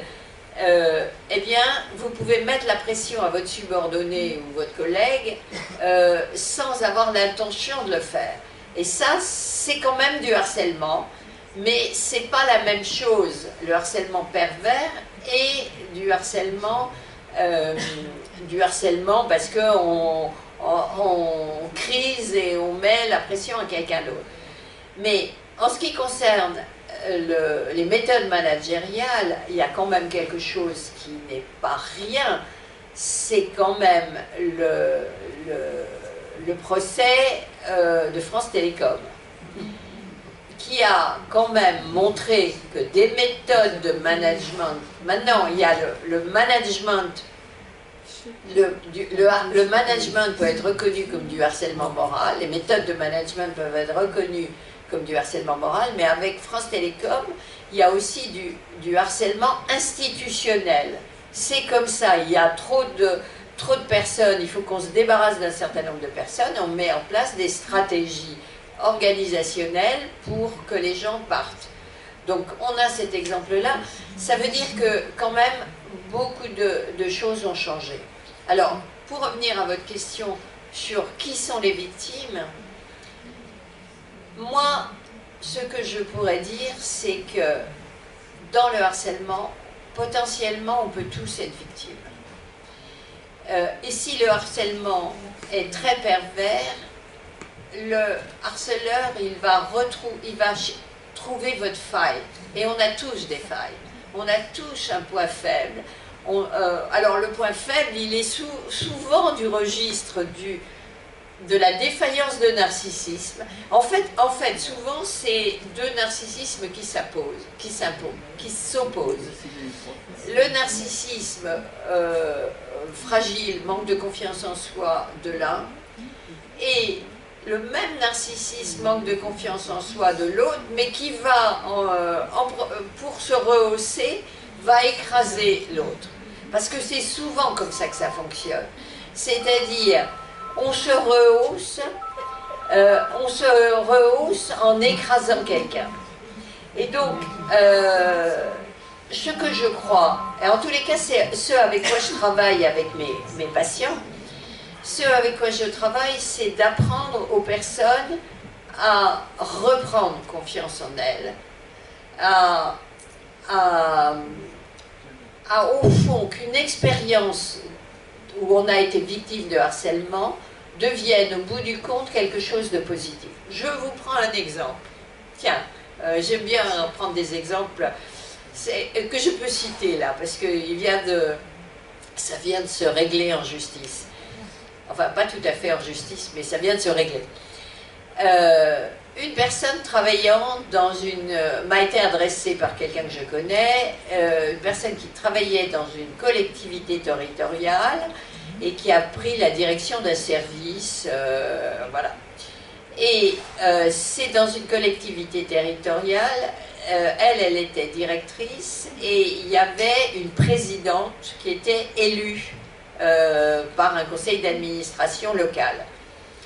Et quand cette personne, ma patiente, est arrivée dans cette collectivité territoriale pour le job qu'elle faisait, qui lui plaisait beaucoup et pour lequel elle... Alors je peux dire de quoi il s'agit puisque le truc est réglé. C'est un cabinet d'urbanisme dans une municipalité région parisienne. Et quand elle a pris la direction de ce service d'urbanisme, donc la personne est architecte, etc., et quand elle a pris la direction, elle s'est fait démolir par la présidente élue, parce qu'il y avait eu un changement. La présidente prenait la suite d'un président qui était d'un autre bord politique. Et donc cette femme est arrivée et a commencé à casser tout ce que faisait ma patiente.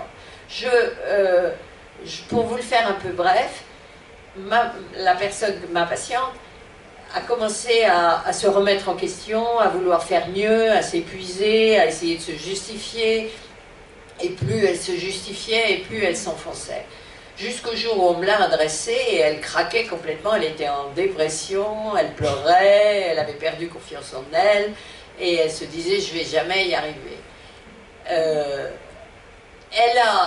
Elle a utilisé toutes les procédures qui sont possibles, mais la présidente ne bougeait pas et le conseil d'administration ne s'est pas beaucoup remué. Et des deux côtés, personne n'a... bon. Il a fallu que je mette ma patiente en arrêt maladie et que je lui dise « vous ne pouvez pas y retourner » parce qu'elle avait des idées suicidaires, c'était épouvantable. Donc je l'ai mise en arrêt maladie. Il y a eu l'inspection du travail qui est intervenue, le médecin du travail qui est intervenu, tout le monde considérait que c'était du harcèlement.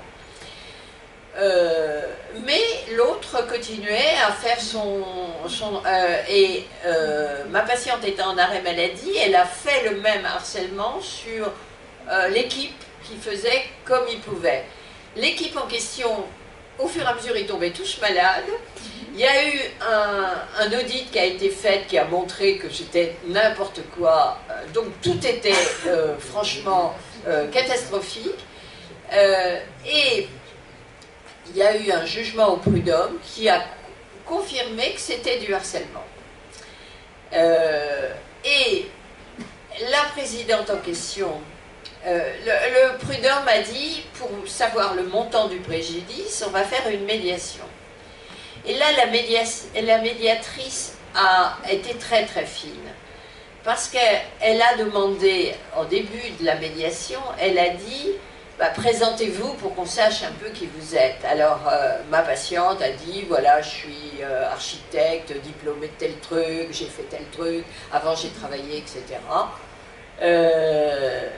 Bon, elle allait un peu mieux, donc elle arrivait à montrer ce qu'elle savait faire. Et à ce moment-là, la présidente a dit, bah moi c'est simple, je suis élue.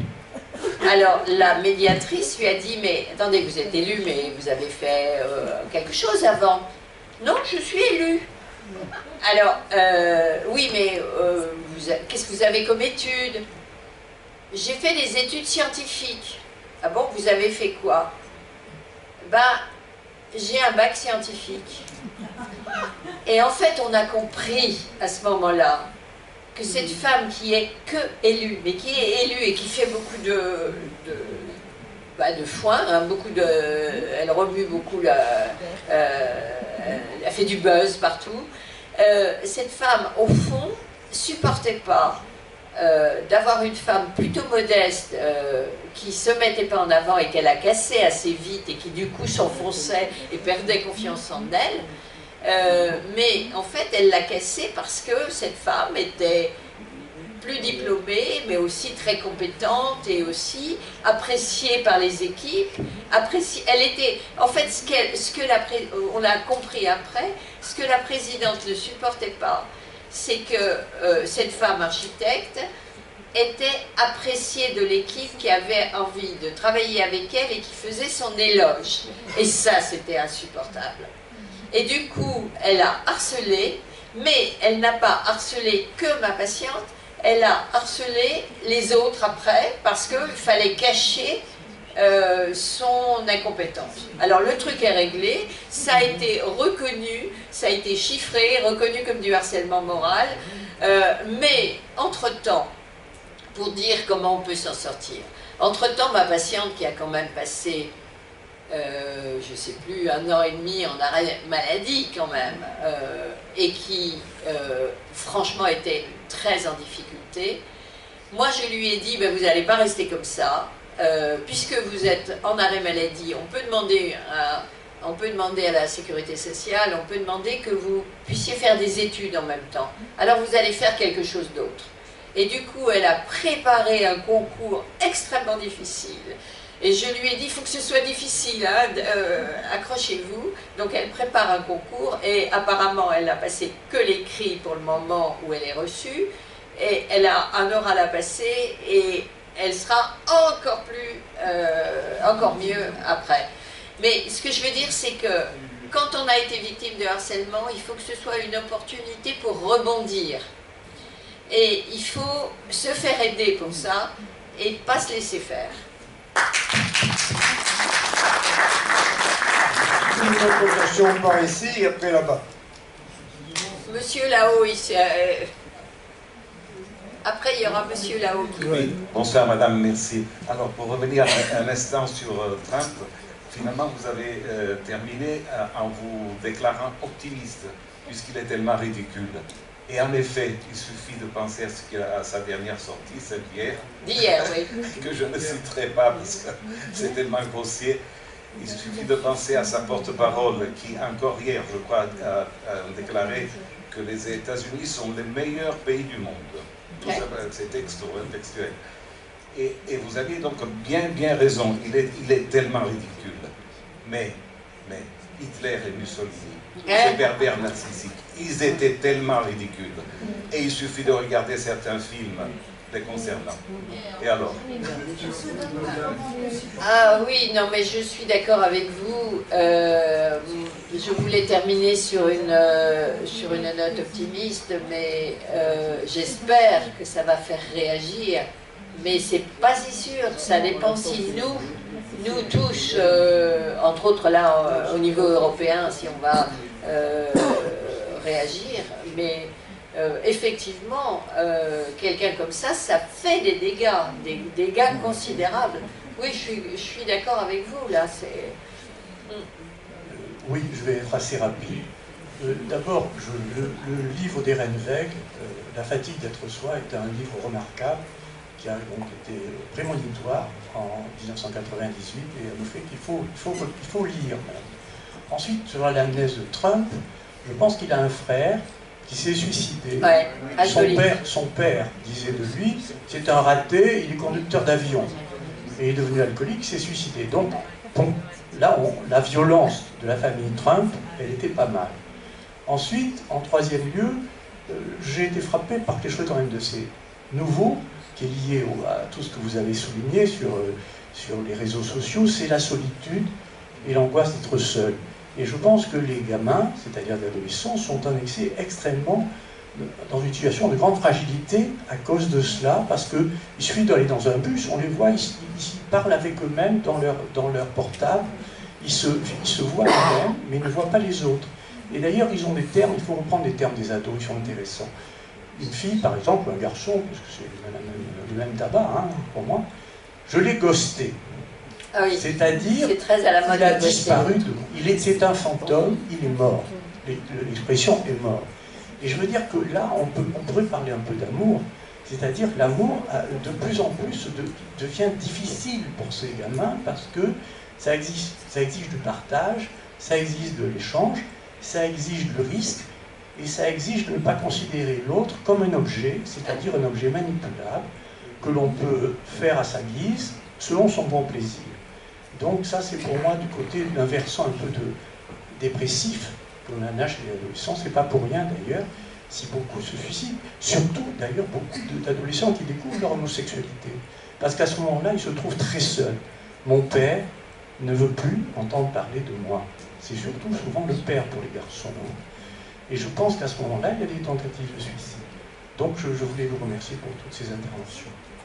Oui, tout ce que vous venez de dire est très vrai. Il y a une solitude des jeunes extrêmement importante. Ça a été accentué pendant le confinement. C'est un peu comme si le fait d'avoir cassé les liens, cassé les échanges en vrai, on dit maintenant en présentiel, hein, le fait qu'il y a eu des cours en virtuel, etc., ça a fait que les jeunes sont restés dans ce registre et passent plus de temps à échanger. Je prends un autre exemple, échanger en ligne. Par exemple, on joue avec des copains, mais en ligne. Mais ce qui est pire, c'est qu'actuellement, c'est le sexe en ligne. C'est-à-dire, il n'y a plus de sexualité. Les jeunes se désintéressent de l'amour, des relations sexuelles, du flirt, de tout ça, mais ont des pratiques sexuelles virtuelles. Et ça, c'est de plus en plus. Alors, c'est pas là aussi dans tous les milieux sociaux, mais quand même beaucoup, énormément. Et d'ailleurs, ce que vous disiez sur les couples, c'est qu'on ne se met plus en couple comme ça. Et ça c'est le sujet de mon dernier livre, on se met en couple quand on a un projet, on se met réellement en couple quand on a un projet d'enfant. Et d'ailleurs, les couples durent de moins en moins longtemps, puisque actuellement, le risque le plus important de fin du couple, c'est au bout de 5 ans de couple. C'est pas beaucoup. Et donc, on se sépare très très vite, parce que on se met en couple très vite, mais on se sépare très vite. Dès que l'autre n'est pas conforme, dès qu'on a quelque chose à lui reprocher, on zappe et on passe à quelqu'un d'autre. Et on zappe, et vous avez raison de le dire, on zappe en ghostant. Et ça, je me suis rendu compte à quel point ça fait souffrir d'être ghosté. C'est-à-dire, j'ai rencontré un prince charmant sur un site, et je croyais que c'était bien, ça se passait bien, il m'avait dit des tas de choses bien, j'y croyais, et plus de nouvelles du tout. Et il m'a mis en indésirable sur les différents réseaux sociaux. Et alors, on ne sait pas pourquoi, puisqu'il n'y a pas d'explication. Et j'ai un patient, un monsieur quand j'allais dire d'un certain âge, plus jeune que moi, bien sûr, mais qui doit avoir une 50aine d'années, c'est pas un gamin, je veux dire, qui est divorcé et qui a des enfants lui-même. Et là, il avait démarré une belle histoire avec quelqu'un, avec une femme qui lui plaisait bien, mais c'était pas parfait, mais il s'interrogeait sur cette relation. Et du jour au lendemain, elle a tout arrêté sans aucune explication. Et lui, qui est quelqu'un de plutôt... C'est quelqu'un que j'ai en analyse et qui s'interroge sur lui-même, qui se remet en question. Finalement, avant-hier, quand je l'ai vu, il me dit, eh ben, j'ai écrit une lettre. Parce que je trouve inadmissible d'avoir été ghosté. Et il a écrit réellement, il me l'a lu, une très belle lettre, où il expliquait ce qu'il voulait, Alors, bon, il m'a lu une lettre qui était vraiment une très belle lettre par rapport à lui-même, mais aussi par rapport à la relation qu'il aurait pu avoir. Et j'espère qu'il aura envoyé sa lettre et que ça amènera cette femme à se questionner. Mais je n'en sais rien. Mais c'est... quand je parlais de l'amour liquide, le livre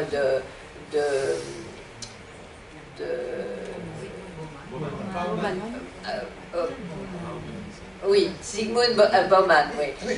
Quand je parlais de son livre, il parlait de ça, c'est-à-dire quand la personne ne convient plus, on jette et on passe à quelque chose. On répare plus les couples, on passe à autre chose. Je voudrais intervenir, si vous voulez, à deux niveaux. D'abord, en tant qu'administrateur des Amis de la Liberté, je vous rappelle que nous devons payer un vigile à chaque séance et que pour nous aider à combler nos fins de mois difficiles, nous proposons un petit panier dans lequel chacun donne ce qu'il veut, ça nous aide à tenir. Et bien, deuxièmement, je voudrais intervenir, si vous voulez, en tant qu'ex-syndicaliste. Parce que le harcèlement au travail, il y a effectivement un parallèle entre les narcissiques qui ont de l'autorité et les dégâts qu'ils peuvent faire au niveau des personnels. Moi j'ai été enseignant et je voulais vous citer deux cas, si vous voulez, parce que ce qui est intéressant aussi, c'est l'attitude des victimes. Alors dans un cas, le harceleur, la harceleuse, c'était la principale adjointe, elle est tombée sur un os. C'est-à-dire sur une femme, une dame qui n'a pas voulu se laisser faire. Elle a supporté différentes petites crasses sans rien dire. Et puis, un beau jour, c'était sa note administrative qui était en jeu. Alors, elle en a parlé aux collègues. Les collègues sont venus me trouver. Et on a demandé une entrevue à la chef d'établissement, qui n'a rien voulu reconnaître. Mais, bizarrement, par la suite, lorsque l'appréciation et la proposition sont parties au rectorat, elle avait changé le libellé. C'était un pathos inintelligible, on ne comprenait rien du tout, parce qu'elle n'avait pas voulu reconnaître son tort. Mais voilà, au rectorat, ils comprennent très bien ce genre de message. Quelle était la réaction de la collègue? Elle était très enchantée. Nous avons fait un œuf de Pâques à ma collègue qui m'avait aidé à moi-même. Déontologiquement, j'aurais peut-être pas dû accepter le cadeau, mais un œuf de Pâques. On l'a mangé d'ailleurs en salle des profs, ce qui fait que le message est arrivé aussi au chef d'établissement, à son adjoint. Bon, et elle n'a plus jamais eu aucun problème. Alors, quelques années plus tôt, j'ai eu une autre expérience, un collègue qui avait commis une petite erreur administrative, et le chef d'établissement l'avait pris en grippe, et chaque année, il lui balançait la même appréciation, disons franchement dégueulasse, 50 de suite. Alors j'ai dit, mais c'est pas possible, tu dois réagir, il peut pas. Même au rectorat, ils auraient dû s'interroger là-dessus. Alors on était voir le chef d'établissement, qui s'est dégonflé, il n'est pas venu. On a eu affaire à son adjoint, il n'a rien voulu savoir, enfin, l'adjoint ne pouvait rien faire de toute façon, donc on a porté réclamation, c'est allé jusque donc au rectorat, et effectivement, l'appréciation a été balayée, et l'autre, le patron, a dû recommencer autre chose. Et là, le collègue que j'avais aidé, il m'en a voulu. Il m'en a voulu, et il m'a fait la gueule, et quelques années plus tard, un jour, bon, je ne vais pas rentrer dans les détails, il a eu l'occasion de le rencontrer sur la promenade, c'était en 2003 pour les événements, les grandes grèves pour la retraite, et il m'a insulté. Là, effectivement, je crois que le chef d'établissement avait trouvé le pervers, avait trouvé la victime idéale, le faible ma foi, sur lequel il se venge de toutes ces insuffisances. Mais ils peuvent aussi se tromper, tomber sur des gens forts qui ne se laissent pas faire. Mais cela dit, le harcèlement moral, c'est dans l'entreprise, parce que la BAU c'est aussi une entreprise, c'est extrêmement difficile à cataloguer et comment dirais-je, à éradiquer. Oui, alors je voudrais répondre à ça parce que, comme vous dites que comme vous êtes syndicaliste, ou vous étiez syndicaliste, ce qui est intéressant, c'est que le harcèlement moral n'a pas été repéré justement par les syndicats ou les gens qui travaillaient, des spécialistes du monde du travail. J'ai beaucoup parlé de ça avec Christophe Dejour, puisque son livre « Souffrance en France » est sorti en même temps que mon livre. Ça n'a pas été repéré par des syndicats qui repéraient les violences plus visibles et repérables, justement. Mais, au fond, le harcèlement, c'est quoi? C'est quelque chose... C'est parce c'est un autre sujet, mais je pense que s'il y a du harcèlement, c'est justement parce qu'il n'y a pas assez de conflits. Un conflit, c'est quelque chose qu'on met sur la table et on dit tout ce qui ne va pas et on essaie de trouver des solutions. Or, on est dans une société soft, soi-disant, où on essaie de biaiser pour ne pas nommer les choses qui posent problème. Et du coup, on va pas, quand on commence à vouloir attaquer quelqu'un, ou quand il y a un dysfonctionnement au niveau de l'entreprise ou l'organisation, ce n'est pas dit ouvertement, mais ça rampe de façon souterraine, et ça retombe sur une personne qui est là un peu en position de bouc émissaire. Et c'est pas forcément la personne qui est visée, la personne qui est visée n'est pas forcément celle qui au départ était le problème. Donc c'est quelque chose qui est assez subtil et qu'il faut apprendre à comprendre. Alors maintenant les syndicats ont appris à travailler avec, puisque déjà ont mis en place des préventions. Mais je voudrais dire une chose, c'est que puisqu'apparemment vous parlez de l'éducation nationale est un endroit qui est très à risque, on va dire. C'est un endroit qui est difficile parce que, en fait, il y a plus de harcèlement. Il y a moins de harcèlement à chaque fois qu'il y a une définition de poste qui est très précise. Vous travaillez en usine et on vous demande de faire tel truc de telle heure à telle heure avec quelque chose de très précis. Là, il y a moins de harcèlement parce que vous pouvez toujours dire, là, on a des éléments pour objectiver la problématique. Dans les métiers humains, entre guillemets, c'est-à-dire, au fond, les trois secteurs les plus à risque, c'est l'éducation nationale, la santé et la justice. Il y a aussi les associations. Oui. Mais ce sont des lieux où, au fond, on est dans du relationnel, on est dans de l'humain. Alors, dans l'humain, il est toujours possible de reprocher quelque chose à quelqu'un et en même temps d'attaquer et de culpabiliser la personne. Et un des moteurs, une des façons de harceler, c'est de culpabiliser, c'est de casser l'estime de soi, etc. Mais ça, on pourrait développer encore plus. Moi, je voulais savoir, en prenant l'exemple de M. Trump, comment est-ce qu'on peut maîtriser ces personnes? Parce qu'on voit comment il a réagi, par exemple, à des positions de pays comme la Chine. Est-ce qu'on peut arriver à les maîtriser ou est-ce que ce sont des gens qui vont aller crescendo? Parce que là, par exemple, concernant les taxes douanières, il a reculé sur l'application pour 90 jours, mais il la maintient pour la Chine.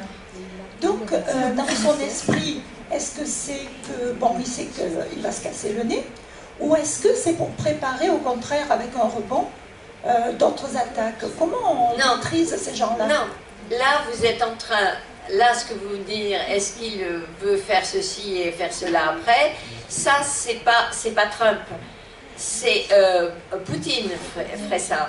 Poutine, il est très pervers narcissique et très stratège. Donald Trump, il est absolument pas, il fait le truc qui lui passe par la tête. Et il dit les pires insanités comme il le pense. Le truc que vous n'avez pas répété parce que c'était grossier. Il le dit, mais en plus, c'est intéressant parce que il y a eu des études qui ont analysé son vocabulaire. Il n'a pas de vocabulaire.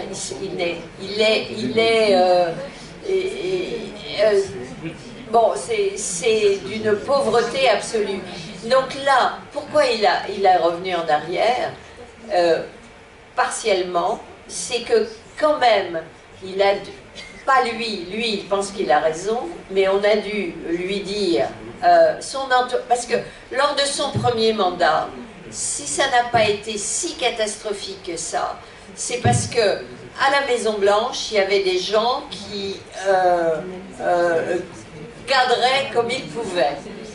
À condition de ne pas se faire repérer. Mais donc, ils ont cadré plus ou moins. Là, il y a forcément quelqu'un qui a dit que ça posait problème pour les Américains. Et en fait, comme Make America Great Again, en fait, si son idée qui est de faire l'Amérique encore plus puissante, quelqu'un a dû glisser que si, pour que l'Amérique soit encore plus reconnue de par le monde, il fallait faire comme ça. C'est pas lui, ça. Je pense qu'il est réellement incontrôlable. Et ça, je pense que Macron n'avait pas bien compris ça. Il a essayé de faire alliance avec lui.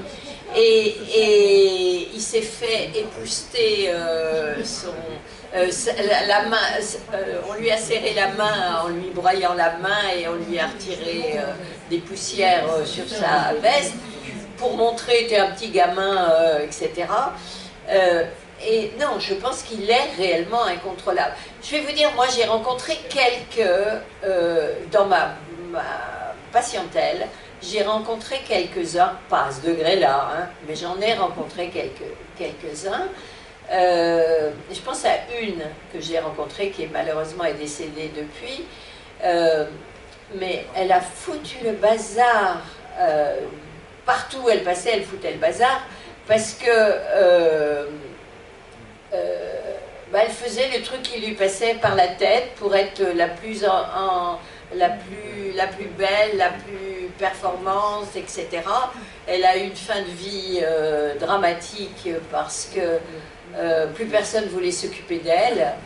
Ça s'est mal terminé pour elle parce que elle s'est mis tout le monde à dos au bout du compte et comme elle avait de l'argent, elle distribuait pour qu'on s'occupe d'elle. Et bref, c'était assez pitoyable, mais incontrôlable. Et ça s'est terminé vraiment, une fin de vie dans la violence.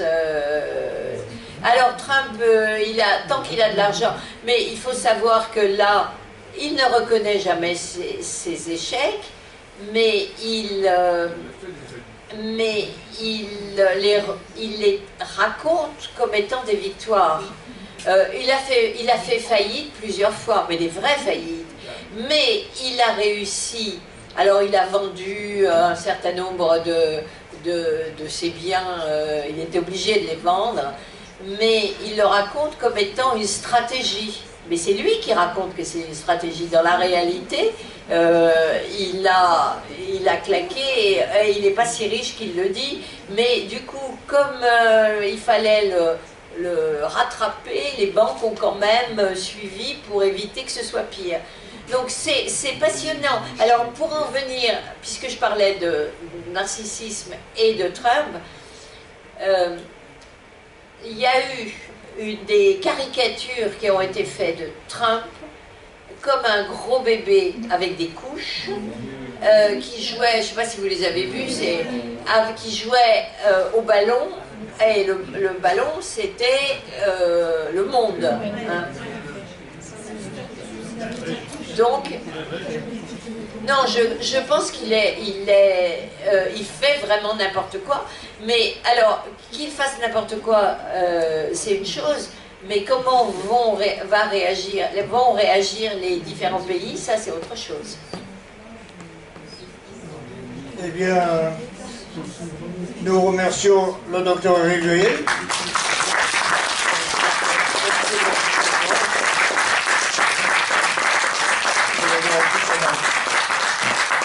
Et nous vous donnons rendez-vous le 24 avril, c'est le cœur Mozambique, pour venir écouter Fabienne Alangouro, qui nous parlera du célèbre journaliste niçois, qui était un grand sportif cycliste également, Louis Nucera, le 24 avril.